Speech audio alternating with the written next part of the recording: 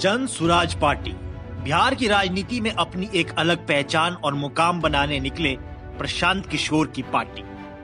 भारतीय राजनीति में जब भी किसी दल का उदय हुआ है तो उसकी राजनीति के पीछे एक वजह और उससे बढ़कर एक विचारधारा थी। जैसे कांग्रेस भारत की आजादी के लिए बनी, बीजेपी की विचारधारा का काम भारतीय संस्कृति और मूल्यों का पुनः उत्थान करना था, वैसे ही अन्य दल जो भारत की राजनीति में जगह बनाने में कामयाब हुए, उनकी राजनीति का मूल आधार किसी ऐसी व्यवस्था के खिलाफ खड़ा होना था जो उनकी संख्या के आधार पर उन्हें नहीं मिल रही थी। ऐसी ही एक विचारधारा के साथ आम आदमी पार्टी भी अस्तित्व में आई, जिसने भ्रष्टाचार के खिलाफ लड़ाई लड़ी। जन सुराज इन सब से अलग किसी जाति और धर्म से ऊपर विकास की बात कर रही है, बिहार के उत्थान की बात कर रही है और दावा ठोक रही है कि वे सरकार बनाने जा रहे हैं। आइए समझते हैं इस शोरगुल के बीच जन सुराज की राजनीति कहां पर बैठती है। दरअसल प्रशांत किशोर एक राजनीतिक रणनीतिकार रहे हैं।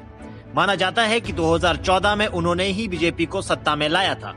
इसके बाद से उन्होंने देश के अलग अलग राज्यों में अलग अलग दलों को सफलता दिलाई, जिसमें तमिलनाडु में डीएमके, बंगाल में ममता बनर्जी और बिहार में लालू नीतीश को जीत दिलाई।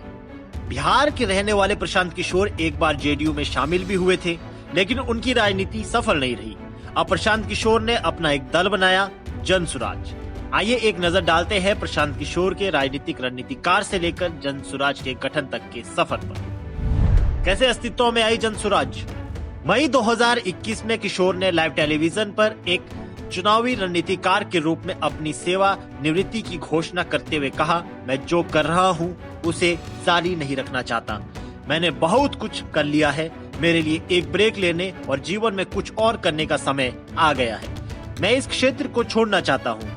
लगभग एक साल बाद 2 मई 2022 को प्रशांत किशोर ने एक ट्वीट के माध्यम से एक राजनीतिक संगठन के गठन का संकेत दिया, जिसमें कहा गया था ये वास्तविक मालिकों जनता के पास जाने का समय है और जन स्वराज लोगों के सुशासन की वकालत की। 5 मई 2022 को उन्होंने पटना में एक प्रेस कॉन्फ्रेंस में औपचारिक रूप से जन स्वराज अभियान की शुरुआत की, जिसमें उन्होंने पूरे बिहार में 3500 किलोमीटर से ज्यादा की पदयात्रा करने की अपनी मंशा जाहिर की। मई और अक्टूबर 2022 के बीच किशोर ने राज्य भर में बड़े पैमाने पर यात्रा की, विभिन्न पृष्ठभूमि के लोगों से मुलाकात की ताकि उनकी चिंताओं को समझा जा सके और दीर्घकालिक शासन रणनीति को तैयार किया जा सके। जन सुराज पदयात्रा 2 अक्टूबर 2022 को गांधी आश्रम भितिहरवा, पश्चिमी चंपारण से शुरू हुई। अगले 2 वर्षों में किशोर और उनकी पार्टी ने 5000 से अधिक गांवों का दौरा किया, स्थानीय मुद्दों के साथ मिलकर प्रमुख मुद्दों की पहचान की और 10 वर्षीय विकास रोड मैप का मसौदा तैयार किया। बता दें कि जानकार मानते हैं कि बिहार का ये चुनाव जन सुराज के भविष्य के लिए अहम रहने वाला है, लेकिन इस बीच प्रशांत किशोर कह चुके हैं कि अगर वो ये चुनाव नहीं जीतते हैं तो ये उनकी एक सबसे बड़ी हार होगी। प्रशांत किशोर मानते हैं कि उनकी पार्टी के पास 1 करोड़ कार्यकर्ता है, जो कि बिहार जैसे राज्य में अपने आप में एक बड़ा नंबर है। लेकिन इस बीच ये सच भी है कि जातिगत राजनीति का गढ़ रहा बिहार क्या प्रशांत किशोर को अवसर देगा? क्या प्रशांत के बदलाव की सोच को उनकी जाति के आधार पर दबाने की कोशिश हो सकती है?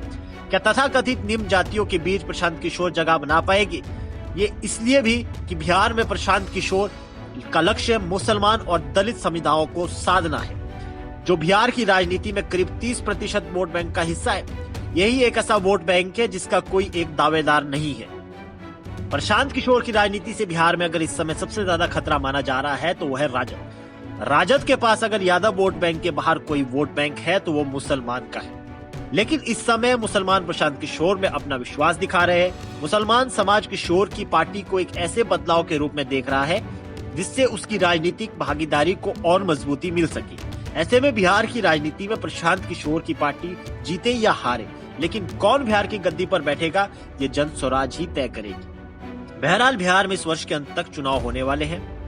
इस चुनाव में जन सुराज की भूमिका अहम रहने वाली है और प्रशांत किशोर राजनीतिक सरप्राइज के लिए जाने जाते हैं, अर्थात जिन परिणामों की किसी को उम्मीद ही नहीं हो ऐसे परिणामों निकाल कर देते हैं। यही वजह है कि अन्य राजनीतिक पार्टियां प्रशांत किशोर को हल्के में नहीं ले रही है। फिलहाल के लिए इस खबर में इतना ही। देश और दुनिया की बड़ी खबरों के लिए देखते रहिए पंजाब केसरी टीवी। हमसे जुड़े रहने के लिए हमारे YouTube चैनल को सब्सक्राइब करें और नई वीडियो की नोटिफिकेशन के लिए बेल आइकॉन को दबाएं।